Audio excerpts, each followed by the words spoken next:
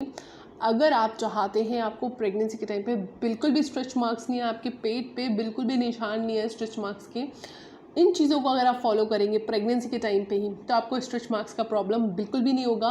क्योंकि trust me, अगर मुझे ये चीज़ें पहले पता होती तो मैं बहुत सारे स्ट्रेच मार्क्स से बच जाती। मेरी जो डिलीवरी थी उसको हुए ऑलमोस्ट 3 इयर्स हो गया। मेरी डॉटर को जो 3rd बर्थडे है वो अभी आने वाला है। तो मेरे जो स्ट्रेच मार्क्स है दैट वाज हॉरिबल। और उसके बाद में I have tried so many things, but वो स्ट्रेच मार्क्स नहीं जाते हैं।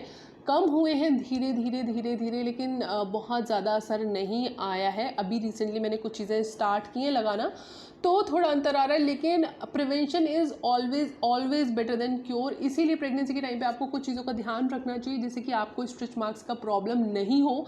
इसीलिए मैं आपको इस वीडियो में बता रही हूँ कि कौन सी चीज़ें आपको करनी है जो कि मैं करना भूल गई थी, और वो बहुत ही इफ़ेक्टिव है। क्योंकि मैंने मेरे साथ वाले लोगों से पूछा है जिनको बिल्कुल भी स्ट्रेच मार्क्स नहीं है, उन्होंने क्या किया क्या नहीं किया, and everything. I am going to share all that information with you in this video.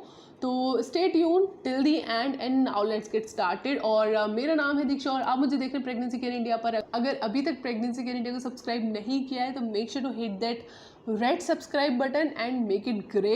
And now let's get started with this video. सबसे पहली चीज़ आपको जो ध्यान रखनी है वो ये है कि आपके डॉक्टर ने आपको जितने भी वाइटामिन के सप्लीमेंट दिए हैं, विटामिन सी के, vitamin E, vitamin D, zinc के, फॉलिक एसिड के, वो सारे सप्लीमेंट्स आपको रेगुलर बेसिस पे खाने चाहिए। क्योंकि ये आपकी बॉडी में वो सारे नरिशमेंट पहुंचाते हैं जिससे कि आपकी बॉडी जो है वो अच्छे से स्ट्रेच हो पाए विदाउट उस पर बहुत स्ट्रेस आए। स्ट्रेच मार्क्स आता क्यों है पहले ये समझ लीजिए। जब भी आपकी बेली क्योंकि टाइट होती है, जब भी आप आप प्रेग्नेंट नहीं हो, आपकी बेली नॉर्मल होती है, जब भी आप प्रेग्नेंट होते हो तो बेबी का जैसे जैसे साइज़ बढ़ता है वैसे वैसे आपकी स्किन ना इस तरह से थोड़ा खिंचाव आता है। और जब ये खिंचाव आता है तो अगर आपकी बॉडी में इलास्टिसिटी अच्छी है तो डिलीवरी के बाद में ये वापस से थोड़े टाइम बाद श्रिंक हो जाती है और वो स्ट्रेच मार्क का निशान नहीं आता। लेकिन अगर आपकी बॉडी में इलास्टिसिटी नहीं है तो ये स्ट्रेच होने की जगह ना खिंचती है, और खिंचने की जगह मतलब आप कह सकते हो इस तरह से, मतलब लाइक जो स्किन के सेल्स हैं वो इस तरह से अपार्ट होते हैं जिसकी वजह से आपको स्ट्रेच के मार्क्स दिखाई देते हैं।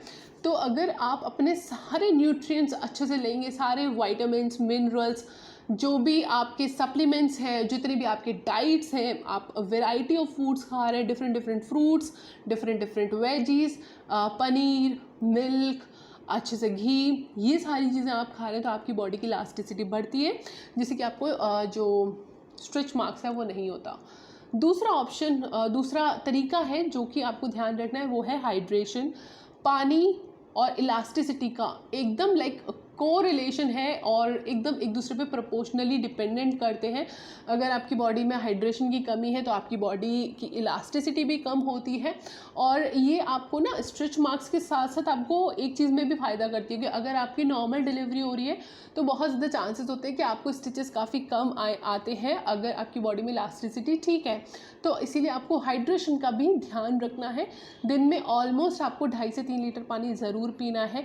बहुत सारी लेडीज़ को इशू ये आता है इंक्लूडिंग मी कि बहुत ज़्यादा आपको पी करने की अर्ज होती है। तो बहुत सारी लेडीज़ ना पानी कम पीती हैं कि शायद हम पानी कम पिएंगे तो हमको बार बार पी नहीं जाना पड़ेगा। ऐसा नहीं है, आप पानी पियो या पानी नहीं पियो, आपको बार बार वॉशरूम जाना ही पड़ता है। तो इसीलिए बेटर है कि आप पानी पीते रहो, आपकी बॉडी में हाइड्रेशन की कमी नहीं होगी और अगेन आपकी बॉडी की इलास्टिसिटी बढ़ेगी, आपको स्ट्रेच मार्क्स का प्रॉब्लम नहीं होगा। अब एक चीज़ का मैंने जो ध्यान रखा था, इस चीज़ का मैंने ध्यान रखा था लेकिन बाकी की चीज़ों का नहीं रखा था, तो ये इशू हो गया। चलो ठीक है। तो एक जो चीज़ है वो ये है कि बहुत सारी लेडीज़ का कैसा होता है जब भी वो प्रेग्नेंट होते हैं तो वो एकदम से अपनी डाइट को बहुत ज़्यादा बढ़ा देते हैं कि अब आप प्रेग्नेंट हो, आपको बहुत ज़्यादा अच्छे से खाना चाहिए, हेल्दी खाना चाहिए, सारी चीज़ें इज़ एब्सोल्युटली राइट। लेकिन आपको कितना खाना चाहिए इस चीज़ पे ध्यान रखना चाहिए। जैसे कि फॉर एग्जांपल अगर आपकी मतलब लाइक अगर आप प्रेग्नेंट हुए हैं, आपका फर्स्ट मंथ चल रहा है, अभी आपका वेट जो भी है एक्स है, और फॉर एग्जांपल अगर आपका वेट अभी एक्स है तो आपकी मेंटेनेंस कैलोरीज आप गूगल पे कैलकुलेट कर सकते हैं। लेट्स से 1800 है तो आपको प्रेग्नेंट होने के बाद में आपको +500 +700 आप करेंगे, इससे ज़्यादा आपको कैलोरीज नहीं बढ़ानी चाहिए। सिमिलरली ये ब्रेस्ट फीडिंग के टाइम पे भी होता है, जब भी आप बच्चे को ब्रेस्ट फीड करा रहे हैं तभी भी आपकी मेंटेनेंस कैलोरी से आपको 500-700 कैलोरी खाना एक्स्ट्रा खाना होता है, इससे ज़्यादा आपको खाने की ज़रूरत नहीं है। 500 कैलोरीज बोले तो 2 रोटी सब्ज़ी और 1 कटोरी दाल और 1 कटोरी दही अगर आप ये लेंगे तो ये ऑलमोस्ट 400 समथिंग कैलोरी बैठता है। इतना खाना, इतना मील जो है आपको एक्स्ट्रा खाना होता है, और बाकी का जो खाना है आपको नॉर्मल खाना होता है। नॉर्मल अगर हम लड्डू वड्डू की बात करें तो एक ही लड्डू में ऑलमोस्ट 150-200 कैलोरीज होती हैं। तो इस चीज़ को आपको ध्यान रखना है। ये मैं इसलिए बोल रही हूँ क्योंकि कई लोग बहुत एक्सेस में खाना खाते हैं अपनी प्रेगनेंसी के टाइम पे, और उनका वेट जो है वो बहुत बहुत ज़्यादा बढ़ जाता है। कई लोगों को मैंने देखा है कि उनका वेट जो है वो 20-25 kg तक बढ़ जाता है। और जब आप इतना वेट गेन करेंगे तो आपकी बॉडी की इलास्टिसिटी कितनी भी अच्छी हो, आपको स्ट्रेच मार्क्स आएगा ही आएगा। तो आपको इस चीज़ का ध्यान रखना है कि आपको, मैं ये नहीं कह रही कि आपको वेट कम करना है, मेरी बात को ना गलत मत लीजिएगा। वेट नहीं कम करना है, लेकिन आपको अनाप शनाप नहीं खाना है। आपकी बॉडी को जितना ज़रूरत है उतना खाइए, उससे एक्स्ट्रा 500-700 कैलोरीज आप खा सकते हैं, उससे ज़्यादा मत खाइएगा। इसके अलावा जो सुबह की धूप होती है उसको ज़रूर लीजिए। ये आपकी बॉडी को ना ही सिर्फ विटामिन डी देता है, उसके अलावा भी क्या होता है ना, जब आप सुबह का सन में जाते हैं, आपकी बॉडी जब सन से बहुत सारी ऐसी बॉडी को चीज़ें मिलती हैं जिससे कि बाकी के न्यूट्रिएंट्स को एब्जॉर्ब करने की कैपेसिटी आती है। मैं क्या बोल रही हूँ, मैं समझाती हूँ। ऐसे कि आपको कोई, फॉर एग्जांपल कोई न्यूट्रिएंट है जो कि आपकी बॉडी के लिए काफ़ी ज़्यादा इस टाइम पे ज़रूरी है, अगर आपको लेना है तो उस न्यूट्रिएंट को कई बार क्या होता है ना, बॉडी में एब्जॉर्ब करने के लिए, ब्रेक डाउन करने के लिए हमें किसी और न्यूट्रिएंट की हमारी बॉडी में होना ज़रूरी होता है। इसीलिए ज़रूरी है कि जब आप सन में जाते हैं अर्ली मॉर्निंग वाले में, तो आपकी बॉडी में न्यूट्रिएंट्स को एब्जॉर्ब करने की कैपेसिटी ज़्यादा आती है, जिससे कि आप सप्लीमेंट्स के थ्रू जो न्यूट्रिएंट्स ले रहे हैं, विटामिन्स ले रहे हैं, मिनरल्स ले रहे हैं या फूड के थ्रू ले रहे हैं, उसको आपकी बॉडी अच्छे से एब्जॉर्ब कर पाती है और अगेन आपको उनके बेनिफिट्स मिल पाते हैं। इसीलिए सन में ज़रूर जाइएगा, और अर्ली मॉर्निंग जाइएगा, दोपहर में नहीं जाइएगा, क्योंकि दोपहर में बहुत ज़्यादा यूवी रेज वगैरह होती हैं जो कि आपको हार्म कर सकती हैं। फोर्थ हो गया। फिफ्थ जो चीज़ है जो कि काफ़ी ज़्यादा ज़रूरी है, और वो ये है कि आपको ऑयल्स, स्ट्रेच मार्क्स के जो ऑयल आते हैं वो आप लगा सकते हैं। आप हर एक ऑइंटमेंट वगैरह नहीं आपको लगाना है। बताती हूँ क्यों। क्योंकि देखिए स्ट्रेच मार्क्स ना दो वजह से होते हैं। एक तो आपका प्रेगनेंसी होता है, और दूसरा बिना प्रेगनेंसी के भी कई लोगों को स्ट्रेच मार्क्स आते हैं, जो वेट गेन सडन करते हैं या वेट लॉस सडन करते हैं, उनको भी स्ट्रेच मार्क्स आते हैं।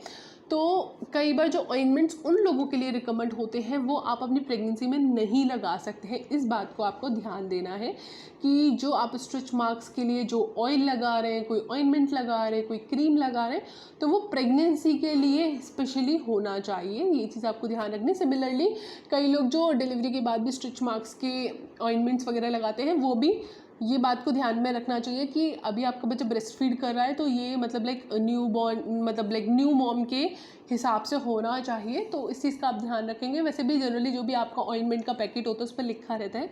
इवन आप अमेज़ॉन पे जाएंगे तो वैसे मेरी रिकमेंडेशन ये रहती है, ऑइंटमेंट की जगह मुझे पर्सनली जो ज़्यादा बेटर लगता है वो होता है स्ट्रेच मार्क्स के जो ऑयल्स आते हैं, वो फिर भी काफ़ी इफ़ेक्टिव मुझे लगते हैं एज़ कम्पेयर टू ऑइंटमेंट।